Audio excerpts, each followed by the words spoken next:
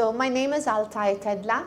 I'm from Ethiopia originally, and I serve WIPO in the capacity of IP e-learning and distance IP e-learning. And just a second, I just move this. I do that, perfect, okay. IP e-learning and also internal training. So I take care of WIPO staff as well in the areas of IP knowledge or soft skills, management, executive skills, but also IP e-learning at the Academy. So I'm very honored to be here, to be talking with you. I believe I was listening to the lectures in advance, and I believe I have never been in front of a crowd or people that are convinced about innovation and intellectual property, and I don't have to convince you. So it's a converted crowd. I feel it's very friendly. Normally when intellectual property is misunderstood, or people have, as Dr. Chintan said, have adverse effect. The second persona he talked about, where they believe intellectual property should not be talked about, it should be a secret. And so I'm feeling very comfortable about my presentation, in a sense that I want to take it a little bit further. IP has been defined for you. Innovation, its complexity has been explained, that, you know, because you have invention like patents, it doesn't mean that you have innovation. So that requires other skills such as strategy, business, economics, collaboration, licensing.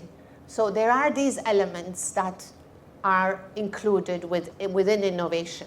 Whereas invention, such as a patent or industrial design or trademarks, like Dr. Arsa mentioned, they are either inventions or a trade sign or an industrial design. Whether it's going to be successful in the market, whether it's going to be solving a problem, whether it will have a market, is another complexity. But I don't want us to look at it as complex, because our aim is really to empower the youth. And if there's anything that is too complex, youth get bored and go start watching cartoons or go on social media. So one of the challenges is to really make IP innovation entrepreneurship edutaining. The word edutainment is to really make IP innovation, creativity entertaining. So that is some of the things that we do at WIPO Academy.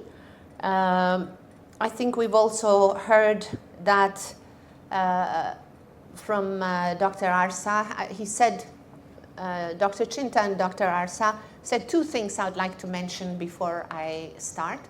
One of them is it's very important to ask the right question. Meaning, if my grandmother fell off her bed, a youth who's finding a solution for what the problem is will have to think whether her glasses don't work, maybe her shoes are slippery, maybe the floor is slippery. So which question youth address is very important. So part of the training of youth in creativity and innovation is teaching them to ask the right questions. So, and that is when the market responds. Innovation is not for the sake of just inventing and marketing, because it will fail. I don't know if it was mentioned, but there is a thing called the Valley of Death, where a patent is filed and it's within its 20-year duration, but nobody's using it. The product, nobody buys it. Everyone is staying away from it, and it's not being commercialized or licensed. So that is a well-known issue, and it's called the Valley of Death. And often when innovators, entrepreneurs, management schools go back and study, what happens is that it did not really respond to the challenge. Or there is another product that's much like it and it's much cheaper, in fact. Or so it's a competitive world out there, and that's why it's very important to respond to the question.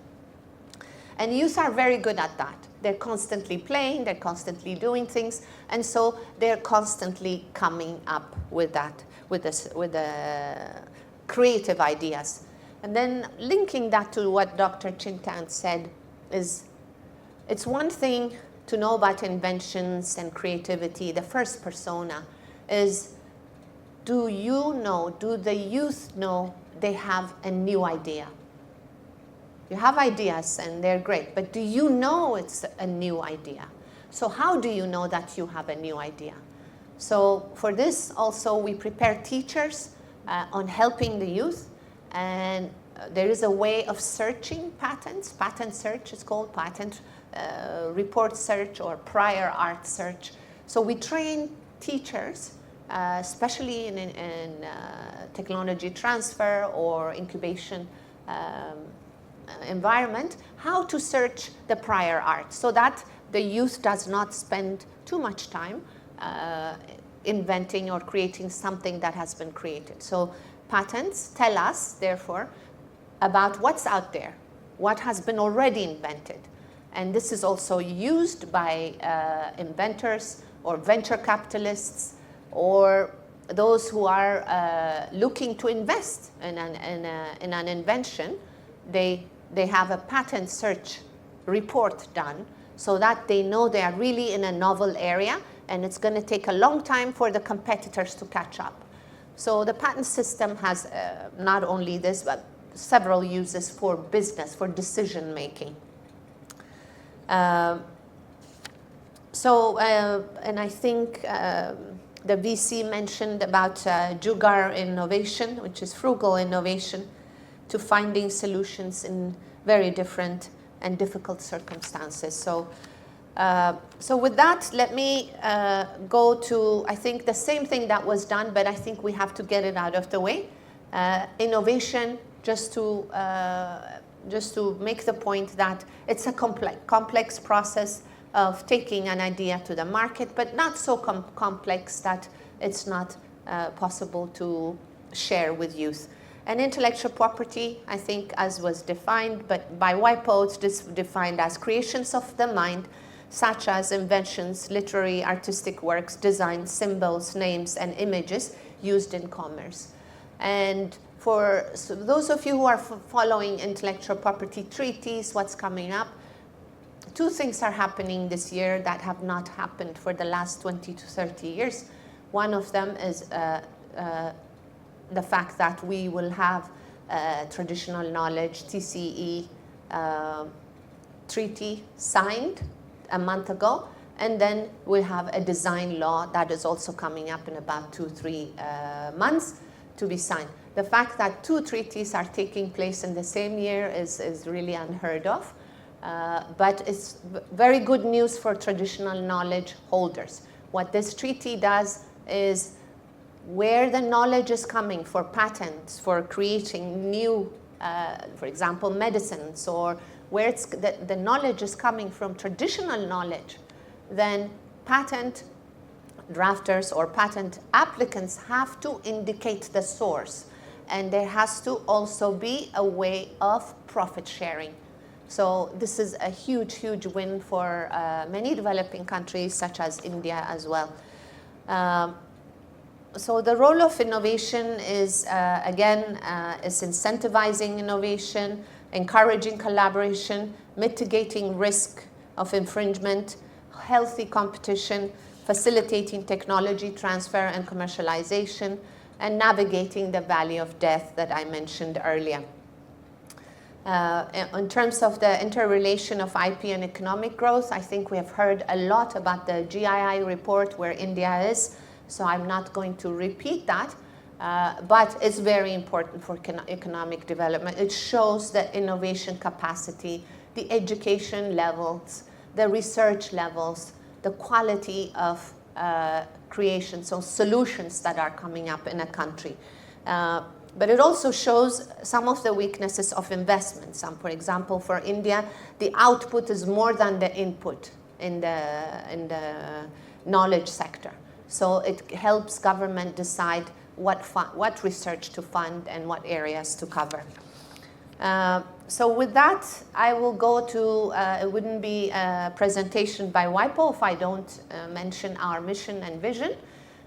In the last 3 years, we have a new vision with the new Director General, Darren Tang, a world where innovation and creativity from anywhere is supported by intellectual property for the good of everyone.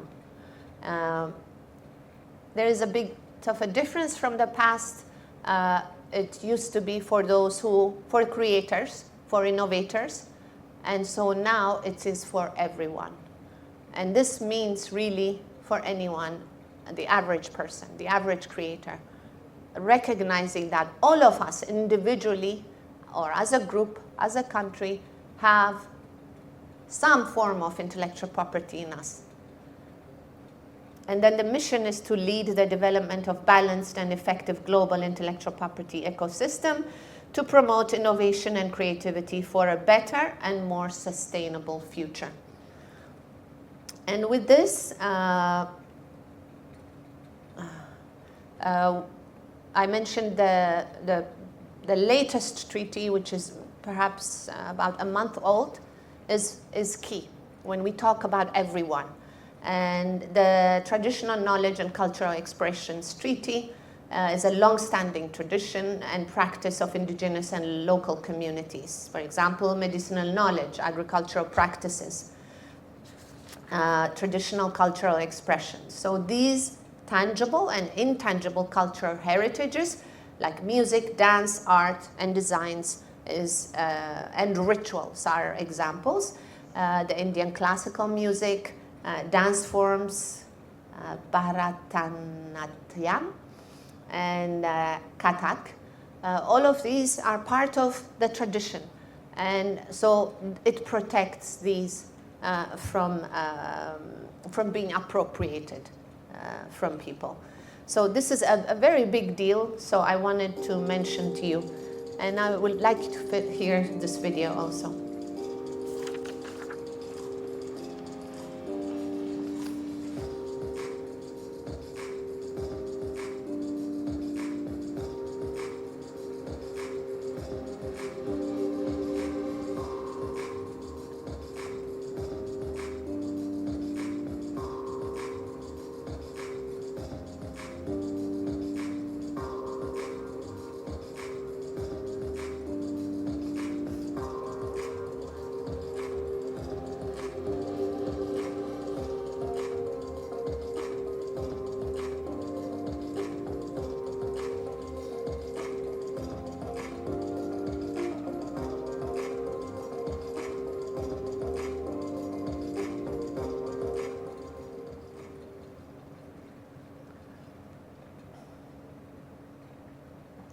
Thank you.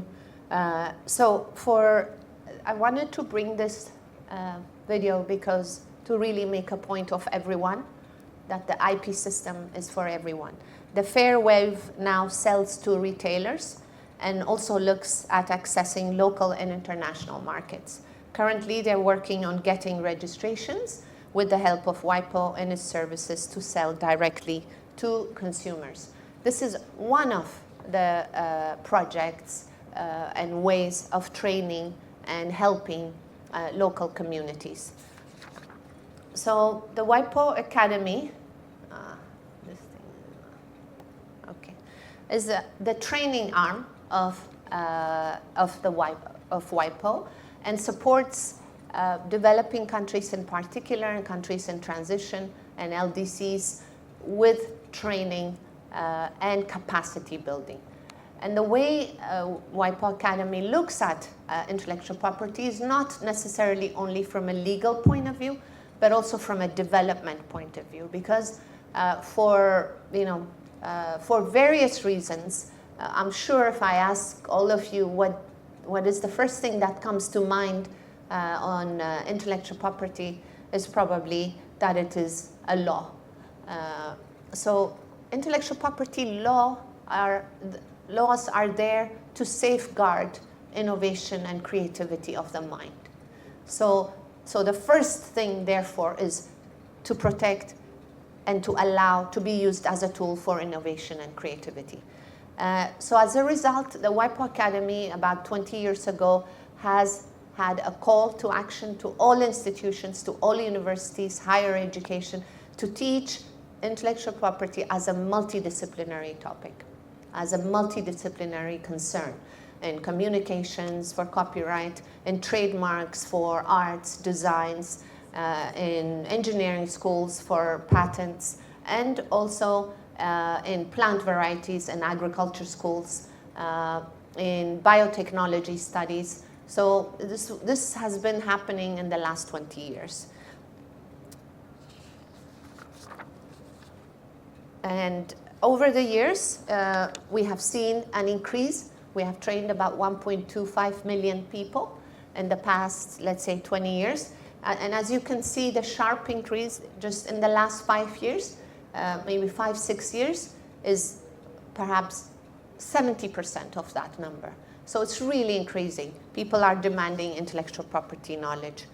And as I'm sure you'd be interested, among the top 5 countries that participate in our courses, India is the second, China is the first, Brazil, Mexico, Saudi Arabia.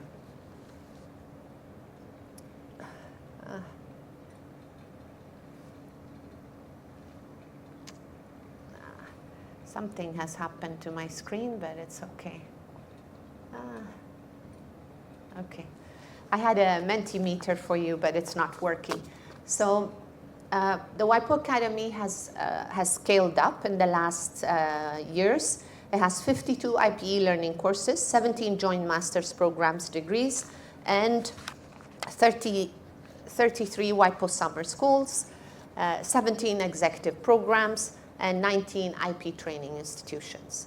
And I think as the names describe, the IP e-learning courses cover general and advanced courses that are available for anyone.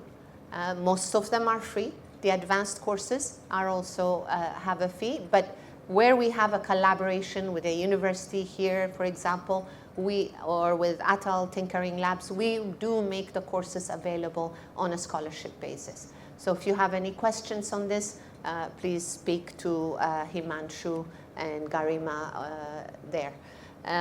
But it's really what's happening is the courses are now, exist in 7 languages, which is English, French, Spanish, Portuguese, Russian, Chinese, did I say Chinese? Yeah, Russian, the 6 UN languages plus Portuguese. And what has happened is many universities in different countries have also taken them. So we have them in Japanese, Croatian, Georgian, Swahili, and in other languages. And one of the things we're going to work with Altaye Labs is to translate them in at least the general courses in the 22 languages in India, which we will make them available for you.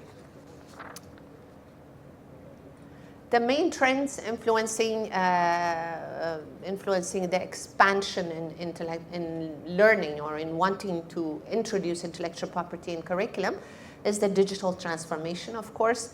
AI and emerging technologies have really changed the way we learn. I don't know about this university, but elsewhere in West, especially in Europe and North America, there are no classes now without some form of online component or digital component or digital meetings with professors. So the advance of technology in the area of e-learning or digital learning has really revamped and helped the spread of intellectual property in different languages as well. And sustainability and green innovation is also as a new area where the environment is threatened. A lot of companies are investing in green technology. Therefore, there are lots of demand for knowledge.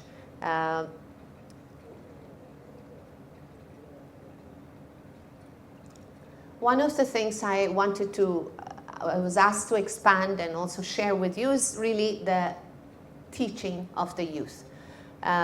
We have a service called IP for Youth and Teachers, and it focuses on really preparing the youth and also the teachers. Often we see a lot of training for the youth, a lot of materials exist. I think every IP office is doing that now. But what we don't have is something for teachers, facilitators of youth centers, those who are also running labs or with youth and incubation centers. So we've decided to focus on that group, not only because it's important, but we believe that it's a sustainable model for WIPO as an international organization.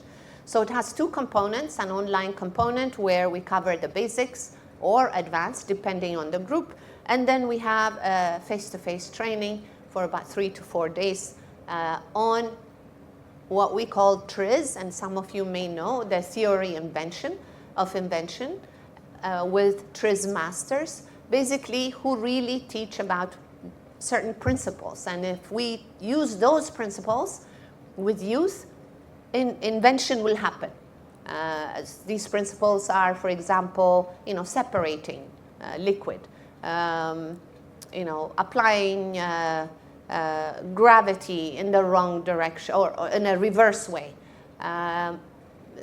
Different principles that have been selected, which are made of by a Russian scientist some years back, about 80 years ago, where he put together all the patents he could find on Earth, and he came up with a theory. And he said, hey, there is a method to creating. There's a method to inventing by the human mind. And he came up with about 80 principles, which have been shrunk to about 40, and then 8 for simple application. So we use that principle with teachers, either in their biology class, in their chemistry class, or what have you, and then teach them about how to link it to intellectual property. Demand is driven by member states, and then teacher training examples allow us to develop material for the specific country based on their education and curricula systems. So basically, I brought this to just boil it down, how you learn to invent. How do kids learn to invent? How can we make it edutational? And so basically, how to be an inventor. When we apply the TRIZ, some of the examples of the principles I mentioned are the ideal final result, the search for the ideal result, which means there's the best solution, and not to go for halfway or partial methods. I think Dr.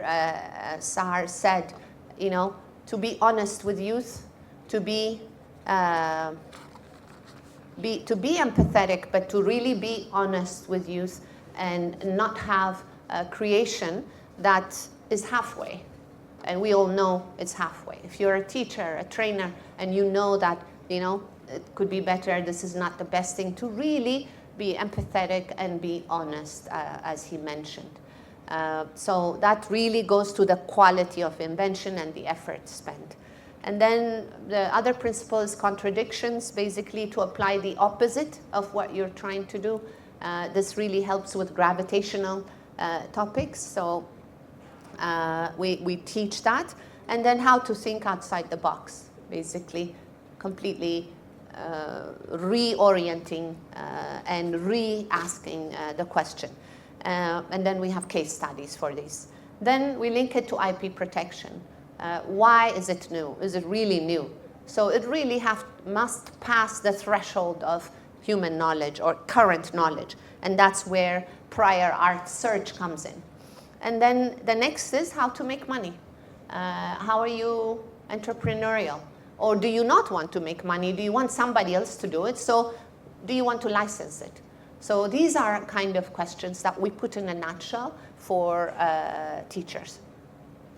We have several programs, and I'm not going to really bore you with too many details, but we basically focus between ages 5 to 18.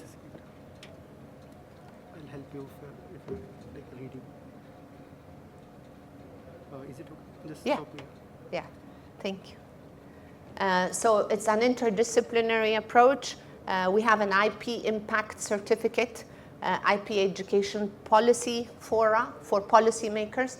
As I mentioned to you, most of the difficulties that teachers, we ask teachers to go into a classroom or innovation managers to bring kids to a place where they can invent freely, where they can engage with the elements without really having corrected curriculum in the first place. Modern education, as you know, by UNESCO, there's been a call to action, has remained traditional for various reasons with the exams, standards, but more and more with the AI coming, we predict that the modern education system will have to change because all of the answers are out there with AI. So what we'll be fishing for as human beings will be what's really in the minds of our youth that is not yet out there. So in this sense, really creativity and innovation will be the market for ideas. So these are some of the predictions. So the sooner we really train youth so they can already at a young age, at a formative age, start to think about intellectual property and then about commercialization is when the economic development and then the competition will benefit them.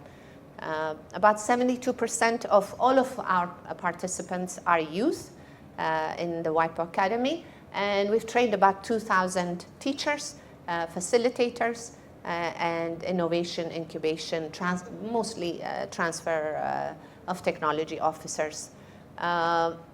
Practical skills are very important, and innovations, there's no small innovation, big innovation.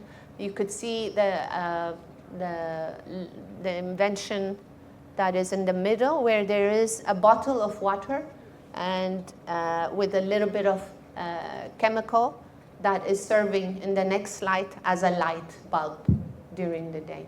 And it's a well-known invention, so there's a whole movement behind it, but certain youth came up with this. And then, so practical and in STEM, that are based in STEM, examples help us in developing capacity of creativity, problem solving through TRIZ. We also recognize youth ambassadors. As you know, youth react to other youth becoming popular. So we look at youth inventions, especially in the environment sector, where we encourage, write their stories, and shine a light on them.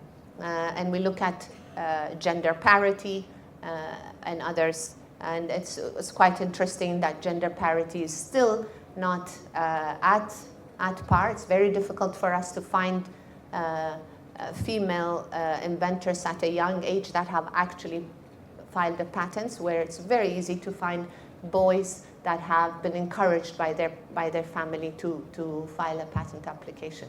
So if any of you have girls, here's a chance to have the first Indian IP youth ambassador, because we don't have one from India yet. So we come back now as a final note to teachers. So we do this teachers training that I mentioned, which has 3 components: the online basics, the face-to-face about TRIZ methodology, and also licensing and business games. And then at the end, developing a lesson plan or a training plan in their field. And after that, they are certified. So this is a teacher from Romania who have appreciated the training. And in the end, she feels that students see she felt that it was really actually in freedom for the students to be able to choose, because they are likely to choose something they like when you talk about invention. So it brings me to the final point, which is the most important thing in our work with Atal, and as Dr. Chintan said, is the training of trainers, because we believe that they are multipliers. In Atal labs, and also those who are really guiding the students. So it's teachers, looking at teachers as leaders. In most countries, as I mentioned to you, teachers haven't thought about intellectual property or even innovation. They're really just teaching the curriculum, and 98% of teachers that I've seen globally say, curricula is too full. I can't add anything more. Unless you give me, everything, the exercises, everything, and I'll see if I can run it next to my chemistry class or physics class.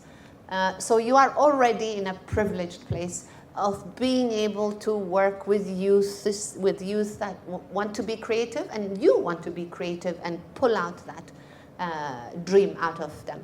So teachers all of us have had a teacher or a guide that has influenced us, and I'm sure you know who they are. I remember mine that have really changed our trajectory. So we also teach teachers to be that. So it's, I think, trust is very important in that process. So because we're asking teachers or the lab technicians that are working with youth and who are used to working with adults, we're taking them out of their comfort zone. I think they really need to be trained as leaders that they truly are. And looking at the youth as human capital. The famous Professor Francis X. Frey from Harvard Business School said that leadership at its core is about making other people better as a result of your presence. And I think this is typical teacher definition, and making sure that the impact lasts in your absence. And to do that, we teach teachers about authenticity, empathy, and the logic, so that all of it go together when dealing with the dreams and aspirations of youth.